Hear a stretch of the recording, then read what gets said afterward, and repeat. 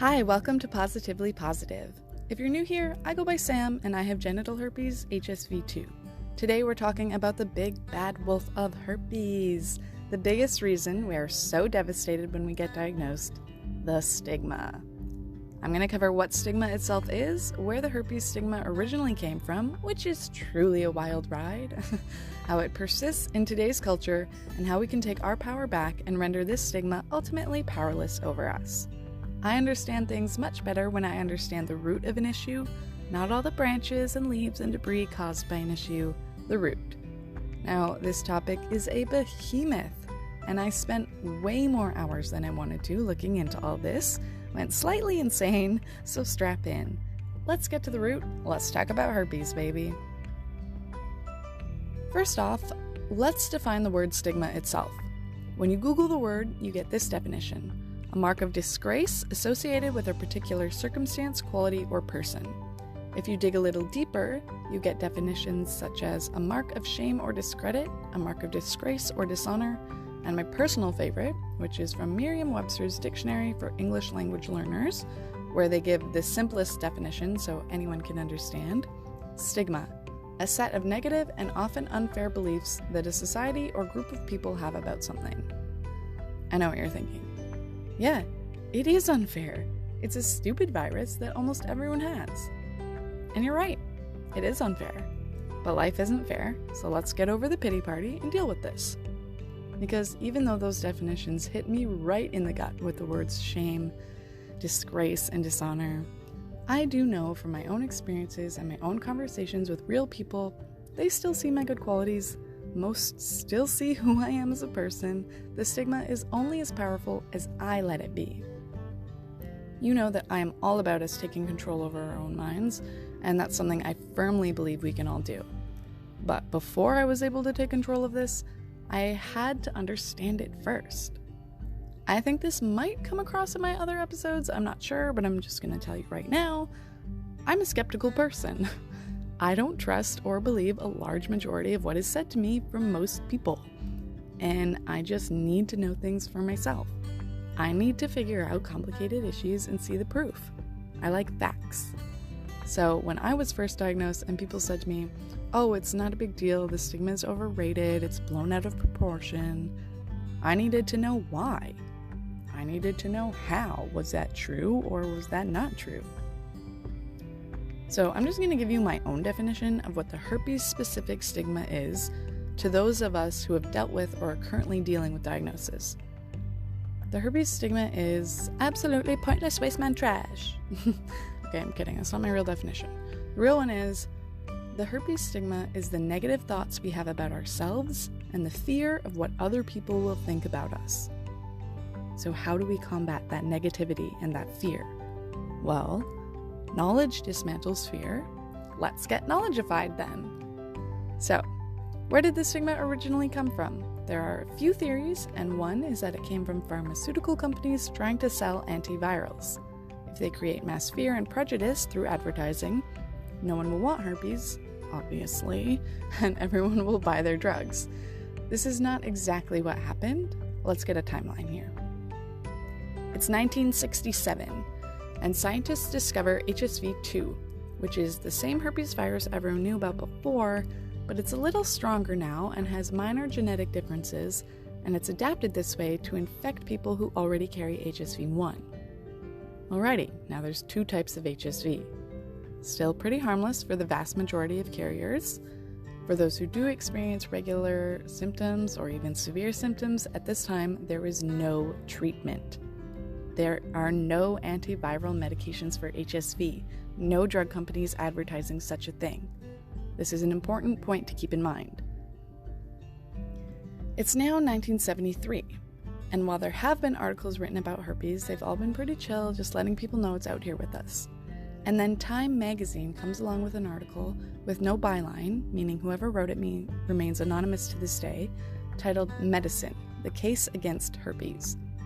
Let me read you some excerpts from this genius article, and there are a lot of just really golden ones, so bear with me here, and let's sort through this insanity together, shall we? Quote number 1. A variation of herpes simplex that produces genital infections may also be linked with cervical cancer. We know this is point blank not true, and I won't fault them for not having the accurate scientific information as it wasn't discovered yet.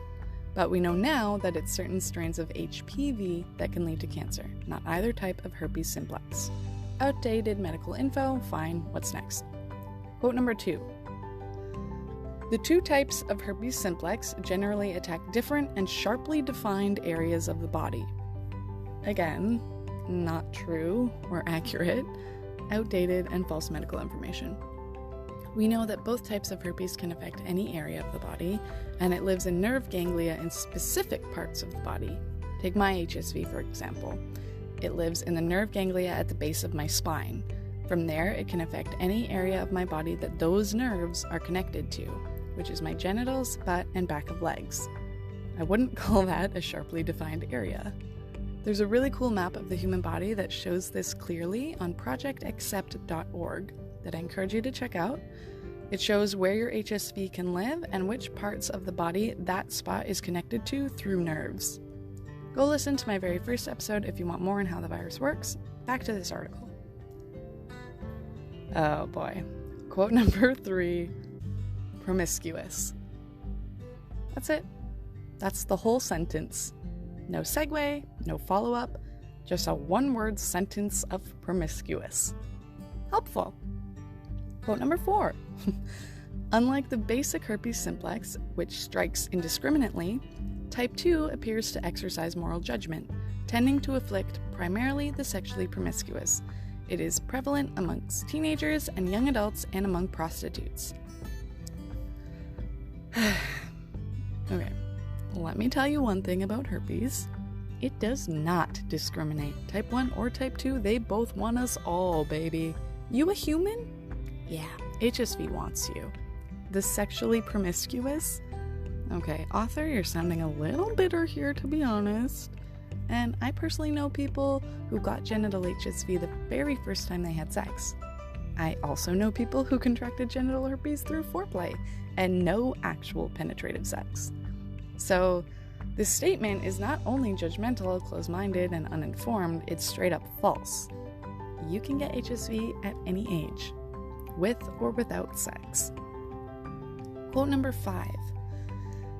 Unfortunately for the promiscuous, there is often no clinical evidence that a sexual partner is carrying the virus. Okay. At this point, I'm starting to think the author just discovered the word promiscuous and is really proud to be using it in a sentence. While we know it's true, 80% of carriers are asymptomatic and there's no evidence, clinical or otherwise, unless they've been accurately tested, which most people haven't, the author isn't making sense here. So the partner that is unknowingly carrying the virus is fine, but you're the promiscuous one for sleeping with them. Wait, what? Unfortunately for the promiscuous. Okay. Bruh, I'm sorry someone hurt you and you feel the need to label people's sexuality in a condescending way. Honestly, to me, it sounds like an incel wrote this article. God, I am glad I was not alive in 1973. I mean, I know this was said to be the era of the sexual liberation and revolution, but damn, did they have a long way to come, and we still have a long way to go. That's why I'm here. Quote number 6. Ominous. Again, a one-word sentence with no relevant surrounding sentences or context. Journalism at its finest, my friends. Okay, quote number 7. Type 2 virus particles have been found to transform normal animal cells into cancerous ones in test tubes, and the discovery has raised speculation that the type 2 herpes may be linked to genital cancers in humans. Ugh, okay, again, it's just outdated medical information that we know now is inaccurate, but it scared people at the time. HSV does not lead to cancer cells. HPV does. Now, that being said, it may be seen as irresponsible of me to not mention that when someone does have HSV and has experienced outbreaks, the skin where the outbreak occurred is more susceptible to other infections as it has already been weakened. Now, please do not stress about this, okay? Unless you're immunocompromised, which most of us aren't, and if you are, I'm sure you have a team behind you and you know how to handle that, you can relax and have a safe and enjoyable sex life. Communicate with your partners, see their results, and choose whatever protection or lack thereof that you're comfortable with. Also, there's an HPV vaccine now that is widely given out in schools. And if you didn't get it in school, you can get it from Merck, the company that makes Gardasil, the HPV vaccine, for free if you're under a certain tax bracket. They started giving out the HPV vaccine in school right after me, so I didn't get it, but I did get it in my early 20s when I learned about it. If you're over 25 and you've been sexually active, you've already been exposed to HPV anyways. It's mostly harmless, and as long as women get Pap tests regularly, it can be caught and dealt with right away. There's no test for men. I know one guy who said a few of his female partners had experienced bumps or warts after being with him, so he suspected he was an HPV carrier. Like HSV, it's extremely common and it's just part of being human.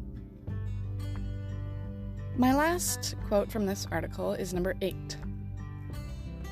It's like finding a guy with a gun in a building where a murder has been committed. The gunman is suspect, but you have to prove that he pulled the trigger. Apparently, this is a quote from scientists named Alvin Glasky from Newport Pharmaceuticals, but why include it in this article? It's comparing herpes to murder now? It's so insane and plants horrible imagery and fear into the reader. Christ almighty, fear-mongering at its finest, baby. So that article was kind of the launch pad for what was to become one of the most melodramatic hysterias in human health. I mean, it's Time magazine. That's a reputable source, right? Not always. Nothing is ever 100%. And as your boy in the States like to say, a lot of stuff out there is fake news. But Time had a few years to gather up some facts and come back at us in 1980 with a better informed article giving much more accurate details of how the virus behaved. But it also called carriers victims multiple times throughout, titled the article Herpes, the New Sexual Leprosy, and opened with the following line: "Viruses of love infect millions with disease and despair." Well, for the love of God, it wouldn't if you stopped giving it that power and using such damning language. It describes one victim as having succumbed to the temptation of a local lady while traveling. I have a lot of issues with that statement, mainly being that it implies you shouldn't sleep with people in other countries, which is just wild because I highly recommend that. But it also implies that it was the woman's fault. Like, ooh, this foreign mistress seduced him, and it's all her fault. How could one ever say no to such a siren? Ugh, what the actual fuck? 2 grown-ass adults had sex of their own volition, and herpes was transmitted, end of story. It says that Americans feel herpes is the new leprosy, but doesn't quote an actual person saying that, which makes me think there's a possibility it's journalistic embellishment. The article has a bunch of other weird judgmental subtext, and honestly, I'm getting bored of reading it, so I'm just going to pick out some doozies here. One obvious way to control the disease is abstinence from sex, or at the very least, a high degree of sexual selectivity. Well, wrong again, Time magazine. Penetrative sex does not need to happen in order for genital herpes to spread. Skin-to-skin contact, which means cuddling, foreplay, or any myriad of other activities that don't involve actual sex. And the second part of that quote? A high degree of sexual selectivity? Oh, give me a break. I am selective with who I sleep with, and I was stoked as hell to sleep with the person who gave me herpes. I didn't know they had herpes, and I would have liked to, but I was being selective when I slept with him, and that didn't matter, because we didn't know he was a carrier, so being selective had nothing to do with it. Last quote from this article. It affects performance on the job, disrupts personal relationships, and in not a few cases has resulted in cancellations of weddings, blah blah blah. It also makes the victim something of a pariah. Okay, did I call in sick when I experienced my primary outbreak? Yeah, but in the grand scheme of my life, a few shifts did not affect the overall performance of my job. I've taken a day off for much less. No one died. It results in wedding cancellations? Oh, come on, for fuck's sake. Again, doesn't give a specific example with any real people. And if the herpes revelation didn't come until just before your wedding, your relationship has way bigger problems than a dormant virus. Maybe work on your communication, trust, and empathy before you get engaged? Just saying. It makes the victim something of a pariah. Ugh, get the fuck out of here. This article and media coverage like this makes people feel like they're pariahs. Language matters, and this language was damning, and it seeped into the subconscious of millions and millions of North Americans and everyone else who read sensationalized articles about herpes. The LA Times contributed to the language when it released an article 2 years prior, in 1978, titled Venereal Disease of New Morality, Sexual Sore Spot That's Spreading. What I see when I read that headline is a journalist using shame and fear to get readers intrigued. Damn, y'all really out here mad about sex? Morality this, morality this. Jesus, can we stop using shame to control and manipulate people? Okay, my last issue, literally, with Time magazine comes from the 1982 cover story. The actual article is titled The New Scarlet Letter, and the cover bears only the words Today's Scarlet Letter on the side, and then in huge red letters that make the cover look like a horror film poster, it says herpes, and has a picture of a couple gazing skeptically at each other in the bottom corner. Most of the cover is just the huge red word herpes. Now, the article itself does have updated medical information, but it still refers to carriers as victims and herpetics. It chooses to highlight quotes and stories from prostitutes and other people who spread the virus knowingly out of anger and revenge. The article fuels stigma and uses language that permeates our subconscious with negative imagery. That subconscious programming is how a stigma is started.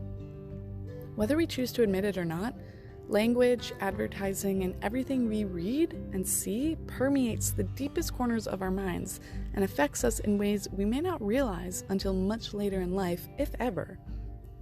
Marketing and persuasion in the media are no joke or coincidence, and they're huge tools for influencing mass thought processes and cultural impact.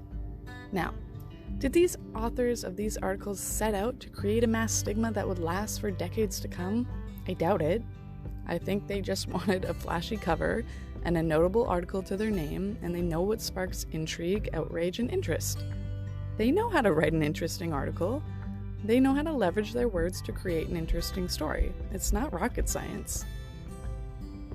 Now, I think it would be negligent to say that all the bad feelings we have surrounding our herpes diagnosis stems from articles like this.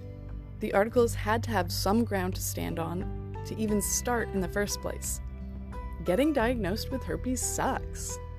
That's a fact, and I don't think anyone fabricated that feeling. But you know what else sucks? Getting diagnosed with any chronic disease or any chronic condition. You know what really sucked for me? Getting glasses. My vision is terrible, but I wear glasses and contacts and I'm fine with it. And other than that one boy in 4th grade who went, "Oh no," every time I put my glasses on to read the board, no one else made me feel bad about having shitty vision. I have scoliosis, and literally no one cares. My physiotherapist doesn't make me feel bad for having a slightly crooked spine. When I mention it in conversation, no one looks at me any differently. No one can see it unless I point it out and make them stare at my waist. No articles were written about how this ostracizes me from society. I have kind of a bunion on one foot, and sometimes I hate the way it looks in certain shoes, and sometimes it hurts, but there's no hysteria surrounding it, and no one calls me a victim. Okay, so now that I've made it very clear that I'm the love child of Shrek and the fucking Hunchback of Notre Dame, I'd like to note that I do get down on myself about each one of these things sometimes, but the feelings are coming from inside, not from external sources. And once I get over my bad feelings about it, nothing else is there to make me feel bad about it. There's a difference with herpes. With herpes, there's all those shitty internal feelings that are completely normal and valid. But when the internal feelings pass, as they do with most conditions as we learn to live with them, we now have to face this huge public perception. And that is an external source we can't control. These articles fueled that external power, that thing we call a stigma. They took the initial feelings of diagnosis and blew it up to sell a story, which makes moving on from the internal feelings extremely difficult. Add on that it has to do with sexuality, and there's 10 more layers of shame and judgment to exploit. The phrase sex sells doesn't just refer to getting a hot chick with big boobs in a movie to sell tickets. Anything written about sex will attract attention. We all know what else sells: negativity and fear. I don't need to prove that. Turn on any news outlet right now and you see negativity and fear in almost every single headline. Add all these together: sex, fear, and negativity. Baby, oh my god, we have the trifecta of a news story. It's actually kind of genius. It's like a mathematical equation for journalistic success. And it worked on TV too. Reporters heard one dramatic quote from someone newly diagnosed or living with a bad case of herpes and ran with it. If you listen to my other episodes, you know that 80% of herpes carriers are asymptomatic. That leaves 20% that have ever experienced symptoms. The majority of those people had a bad primary outbreak and mild recurrences over the years. So, one extreme quote from an extreme case of herpes does not represent the majority. If I had been interviewed in the first few weeks of diagnosis, I sure as hell would have had some amazing clickbait quotes that would sell a story. Local woman destroyed by herpes diagnosis. One woman convinced diagnosis means she will never have sex again. Strong, independent woman reduced to hysterical, emotional mess with no support system, facing lifelong diagnosis with no cure. Contagious freak resigns to bedroom for life. Ice queen melts into helpless, diseased peasant. Okay. That last one might not have made the cover of BuzzFeed, but you get the idea. These are all things I felt, but they're also all things that went away. They're not an accurate representation of what my life looks like now. And if they had been broadcast to the world, people would think they were. Which is exactly what happened on shows like 60 Minutes, Oprah, Phil Donahue, and other shows in the early 1980s. Isolated, negative feelings and extreme cases were blown up and taken as the norm of this condition. Okay, so we have come to 1982. Now what? Bam! Your boy, the FDA, approves Acyclovir, but only as a topical treatment. Kinda helps when you actually have an outbreak, not so helpful in preventing them or making outbreaks less severe. Bam! It's 1985, and your boy, the FDA, approves Acyclovir in pill form. Okay, so now we have some treatment. Now we have some prevention methods. Okay, should be looking up, son. Yeah, let's sell this drug, bruh. Get some ads out. People thought there was no treatment. Now there is. Let's let the people know. Now, up until this point, the medical community barely gave herpes a second thought, as it was not considered to be a serious health condition. There were no public warnings or health advisories. The CDC, Centers for Disease Control and Prevention, didn't care if you had genital herpes or not. They still don't, by the way. It's not a reportable disease. It was just a few journalists trying to get that shmoney, okay?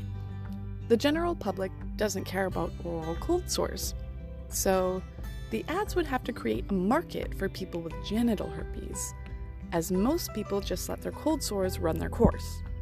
Which, by the way, is currently how I deal with outbreaks downstairs. To be completely honest, I might be having an outbreak right now. I'm not positive. Get it? Because it's so mild, and it may just be normal skin irritation. I'm not sure. But either way, I'm letting it run its course because it's barely noticeable. I have shit to do. But if they wanted to sell a drug, they don't want you to just let your symptoms run their course. It's a reasonable line of thinking, fair play. Okay, so the private pharmaceutical company that patented Acyclovir, which goes by the brand name Zovirax, is called Burroughs Wellcome. They released a few ads encouraging people to visit their doctors. The ads definitely cater to people who feel scared and or negative about their diagnosis. They imply that your diagnosis is a bad thing, which isn't wrong, it does suck, and the ads aren't outwardly negative or fear-mongering, but they do raise a few issues with me. Some of the messages on the ads were, "When they met last year, she was the only one with herpes. With the help of her doctor, she's still the only one." And, "The hardest thing she ever had to do was tell Roger she had herpes, but thanks to her doctor, she could also tell him it's controllable." Okay, now the first thing I notice is, why is it only the female with herpes in these ads? Where the fuck do you think she got it from? Anyways, this episode isn't about how the media blames and sex shames women, but I couldn't find an ad from them where the man was the carrier, so... You know what? Actually, fuck it. I am going to take a sidebar here. Just like the article that quoted that man who succumbed to the temptation of a local lady and contracted HSV, these ads are showing women as the cause of the spread of an STD. They're showing women as the perpetrators and men as the victims or potential victims. I already knew that misogyny was ingrained in society's beliefs, but seeing these two things side by side really shows me just how deep and sinister the sex shaming of women really goes. Anything that goes wrong sexually is the woman's fault. It takes two to tango. Women didn't cook HSV up in a cauldron wearing pointy black hats to purposely infect the men in their lives. Listen, if you want to keep having sex with us, you need to stop shaming us for our sexuality. You need to stop shaming us for having sex, for liking sex. HSV is passed between people, regardless of gender. HSV is passed because it's not tested for, and the general public doesn't know just how manageable it can be. To all the women out there, keep talking about this and every other issue you're not supposed to. Keep hashtagging Me Too and Time's Up. Keep talking about sex. I really don't care if people are sick of hearing about it. I'm sick of letting the media and men tell my story and shape what it means to be a woman. And men, when you see it, call it out. We need your voices too. I have a voice, and I've spent the last few years of my life unlearning everything I thought I knew about the world. Every message that society had subconsciously ingrained, especially the messaging and the cultural programming about women, is not based in truth or reality. And let me tell you, that fucking sucked to realize. But then I realized I have a voice. You do too. And if anyone is sick of hearing it, you can get noise-canceling headphones and block the world out while we move on without you. I recommend Monster headphones by Diesel. They work great for me. Okay, sidebar over. Back to the ads. Now, if I was a person with herpes, these ads would excite me. Okay, I am a person with herpes, but it's not 1985, and I have way better information than they did back then. You get what I mean. The ads would definitely inspire me to go see my doctor and ask about it, even if I only had mild symptoms, but I would be especially stoked if I experienced regular outbreaks. It was a time before the internet. I wouldn't have had access to all the information and people and community that I do now, God bless the internet. Seeing this ad would make me think there might be hope. So, while I don't think these ads were solely to blame for the stigma, they certainly did benefit from it. They benefited from those articles that were written scaring the bejesus out of people. The articles that came way before the ads. This is not a chicken or egg scenario here with who is responsible for the stigma. It's pretty clear cut. The stigma was being sensationalized long before Acyclovir and its ads came along. One thing I really do like about the ads is that they feature couples with one HSV positive partner and one HSV negative partner, implying that having HSV is not a reason to not date someone. And I think that is a powerful message. In the following years, a few articles were written about herpes from big publications like the New York Times article in 1985, which quoted John Graves, the director of the American Social Health Association at the time, which is a national educational and research organization on venereal disease, aka VD, STIs, STDs, and it quoted him as saying, "I think a lot of the paranoia has died down." And it also quoted a Dr. Ward Cates, who was the director of the Bureau of STDs at the CDC, again, that's the US Center for Disease Control and Prevention, who said, "There was an overreaction to herpes." Finally, someone says it! In summary, the article basically says, herpes exists, we went a bit mental, there's no cure, but there is treatment, and outbreaks do suck, but they're manageable. Oh yeah, and we have fucking AIDS now, which is actually a big deal, and people are actually dying. So, media attention turned to HIV and AIDS, which even though it's manageable to the point of undetectability and can be rendered non-transmittable now, for a long time it wasn't. It was shrouded in mystery, shrouded in stigma, just like every health condition is at the beginning, and the media had a new, shiny crisis to exploit. We're seeing this media hysteria now with the COVID-19 coronavirus. Now, HIV/AIDS is obviously a whole other story and not one that I am prepared to tackle right now, but you should look up Jonathan Van Ness's incredible interview on Jimmy Kimmel from October 1st, 2019. It's one of the guys from that show Queer Eye, and he is just an incredible person and an incredible advocate for living with HIV as he does.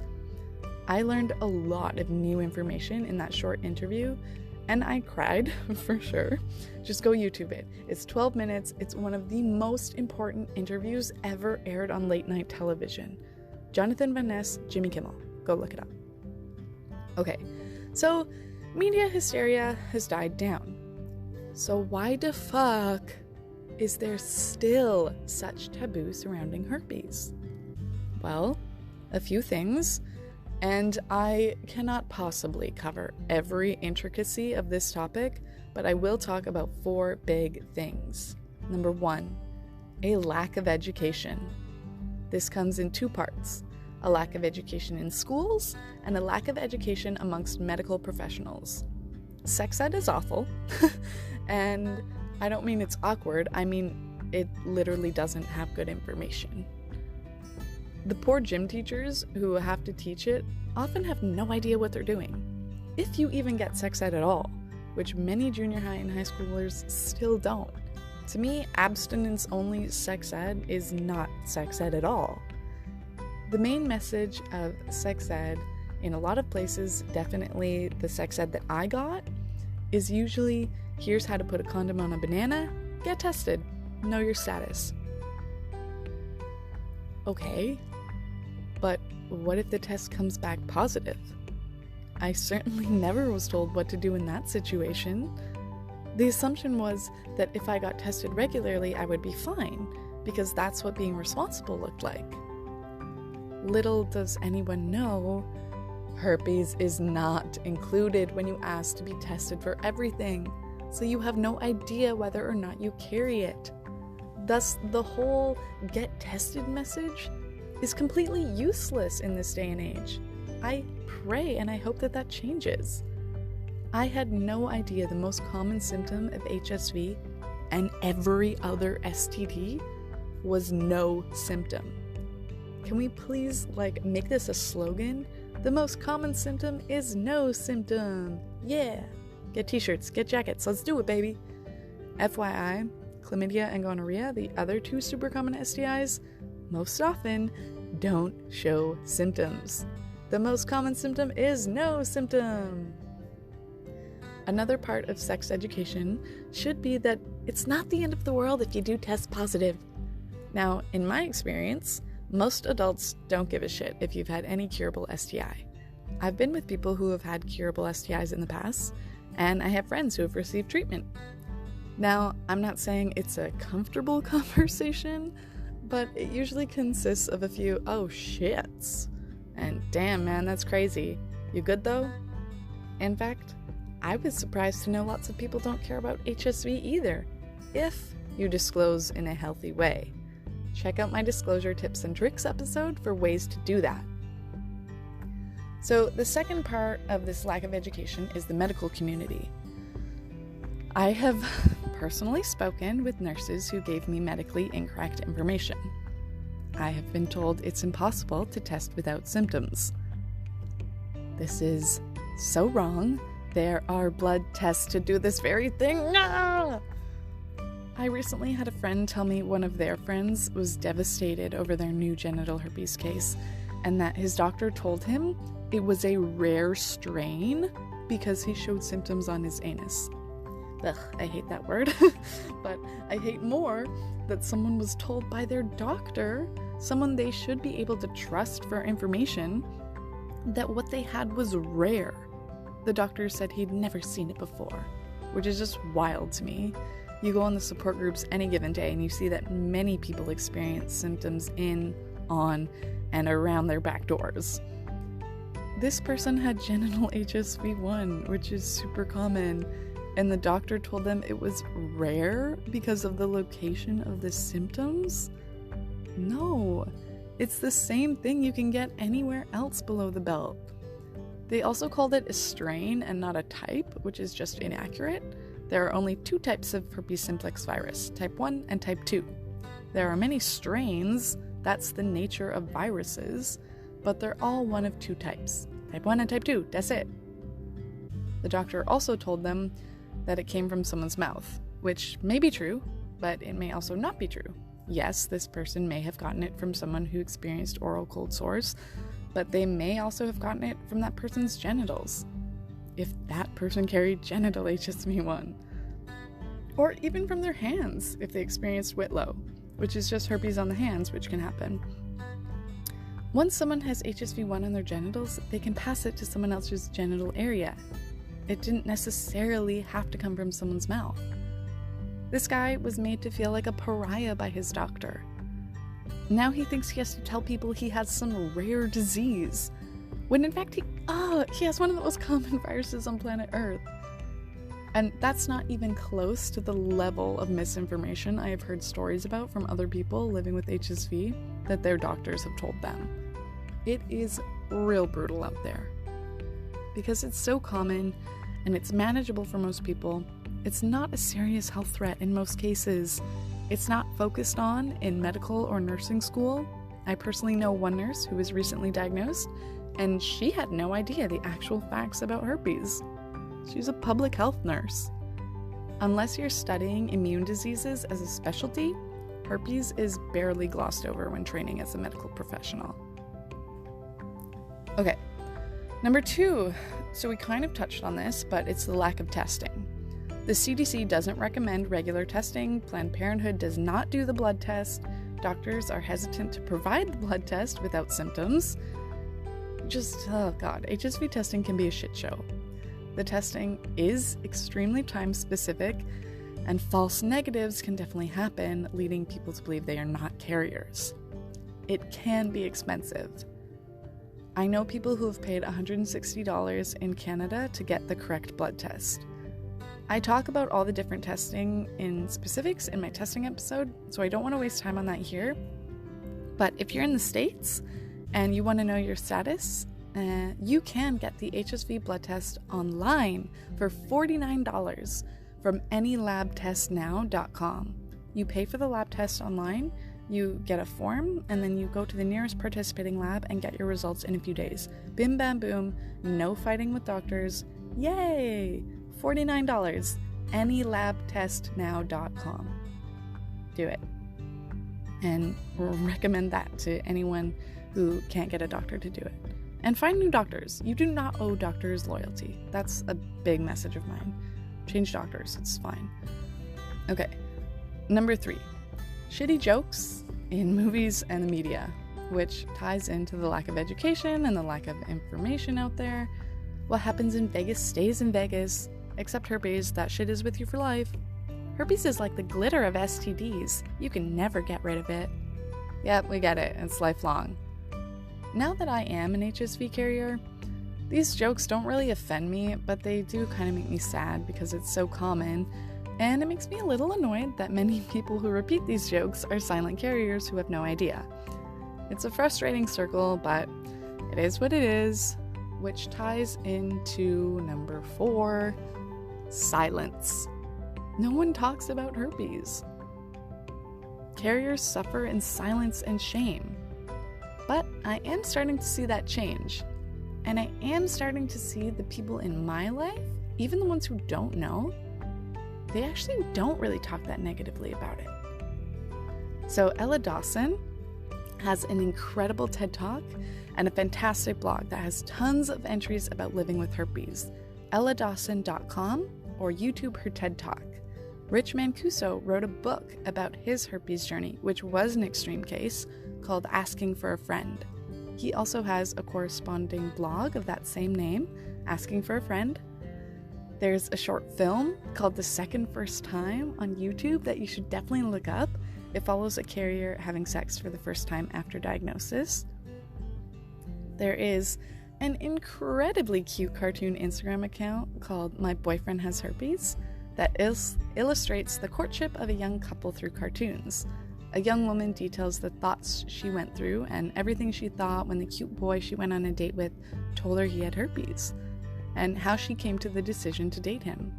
It's a real couple, the cartoons are so cute and so relatable, the information is accurate, and I highly recommend showing it to anyone who might be going through the same thing. There is a podcast called Living Brave with Shoshana Raven that covers a bunch of stuff, not just herpes, and I love her attitude towards diagnosis. There's one called Dating with Herpes from Yahaira Jones. You know what, I'm going to make an Instagram highlight of inspiration resources so you can find all these things that I'm talking about on my IG page, Positively Positive Podcast, at any time. I've also met the most amazing people on Instagram who are doing the same thing as me in their own ways, telling their stories. It's such a better vibe than the support groups, which, as I've said before, can be real depressing. And you're listening to this podcast. These are all things you can share with people who you want to share your diagnosis with. Whether that's no one at all right now, which is perfectly fine, whether that's your sexual partners, whether that's your best friend or your parents, hell, whether that's everyone on your damn Facebook. It's your choice when you choose to talk about herpes. It's your choice who you do and do not tell, and every decision you make in that regard is totally okay. The point is, the more healthy and informed conversations we have about this, the more the stigma erodes. Stigmas cannot compete with education and awareness. The more we talk about something, the more normal it gets. That's just the way society works. Think about any issue that has been clouded in mystery or shame, or anything else negative.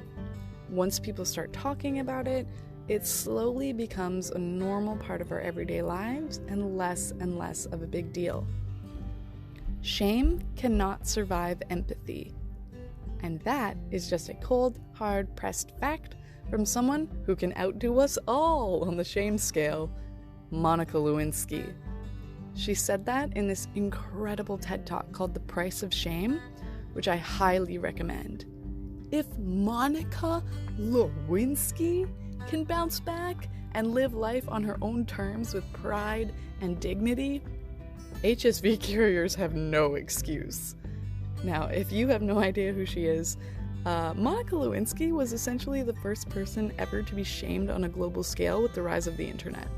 TV, print, news, radio, internet, social media, all forms of media in basically every country on Earth knew who she was and contributed to destroying this woman's integrity, her merit, her femininity, her dignity, her life. Or so it seemed. Because this woman is good now. She was a young intern who was seduced by her boss, the most powerful man in the world, the leader of the free world at that time, the President of the United States. She is one of the most inspiring women I have ever listened to. Again, her TED Talk is called The Price of Shame. Okay, I'm done crushing on her for now. I would like to point out that even without revealing your own status, you can educate people. Since diagnosis, I feel like it's come up in conversation way more than it used to, even with people who don't know my status. I get so excited. I get to educate and let them know actual facts. I get to talk about it casually, and when I do that, I'm taking away any fears or bias they have in their heads.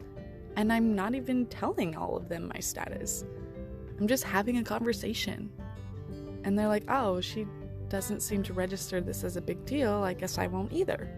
People match energies. And when you give off a chill energy, it puts people at ease, even if the subject matter is weird. So I do want to talk about my personal experiences disclosing my status to potential partners, because I kind of went on a disclosure rampage after diagnosis. Well, online at least. Where, you ask? Tinder, baby! Side note before I get into this, my personal opinion is that herpes-specific dating sites like Positive Singles contribute to the stigma by isolating people who have positive statuses and making them think they can only date other people with diagnosis, which is just the stupidest thing I've ever heard. Their slogans suck, their shame-based language sucks, they profit off people's insecurities, and I think they're trash.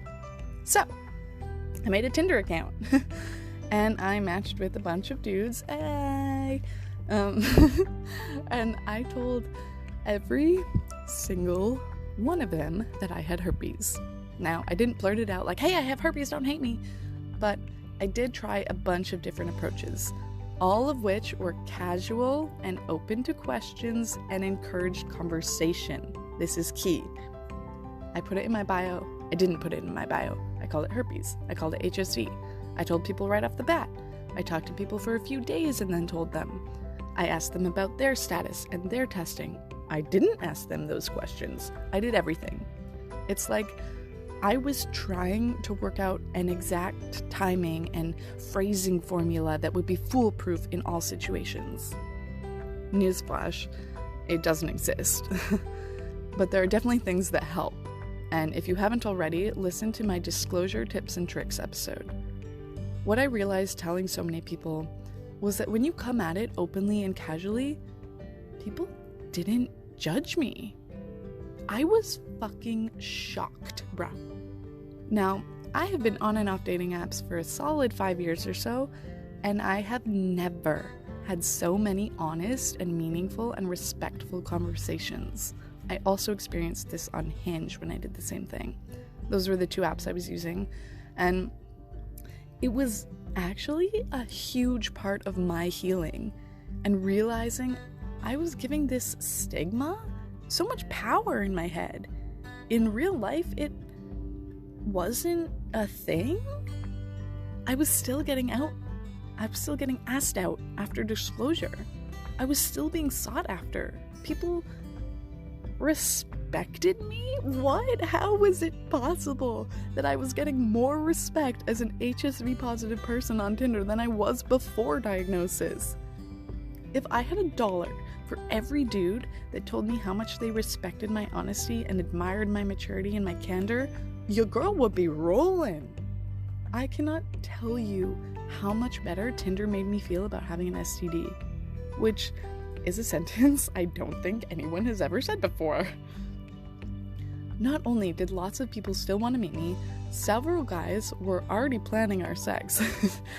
Remember, I did say I tried a bunch of approaches, and getting right into the nitty-gritty details of it was one of those approaches that came up with certain guys.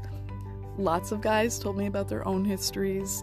I got to talking about the link between malaria and cold sore occurrences in South Africa, and okay, if you're thinking, well, yeah, it's Tinder, no one cares because they're all horny freaks. Well, I'd say you're wrong, and that's a blanket statement, but I'd also counter-argue that if even fuckboys were respectful about it, then actual respectful guys stand to be even more mature about it, so odds are looking pretty good. And when it was in my bio, yeah, sure, I imagine some people saw that and said hell no. But I'll never know if they would have even swiped right on me anyways, so who cares?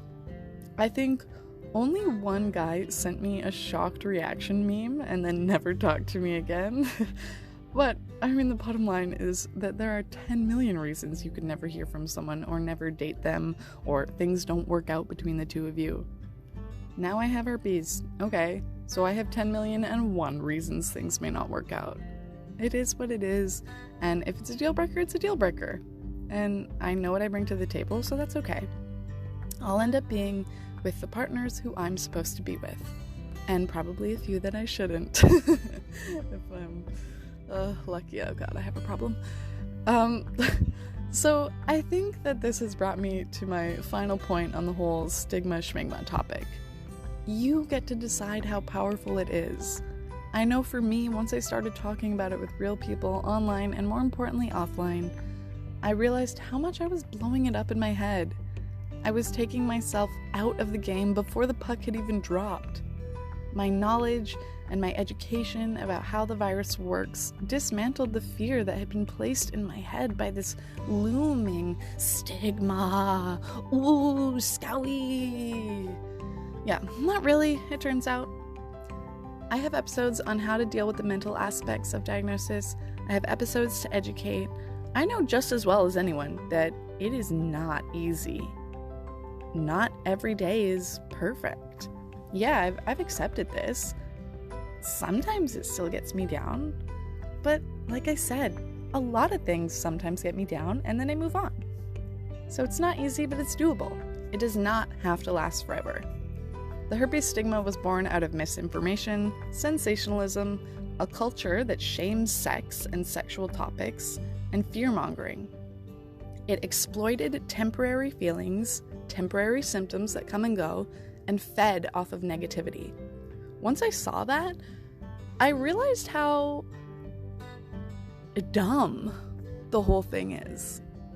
I'm smarter than that. You are too. I've got the facts. I can manage my symptoms. Okay. Stigma who? You've had 50 years, lil baby. It's time for you to go. I don't have time for this.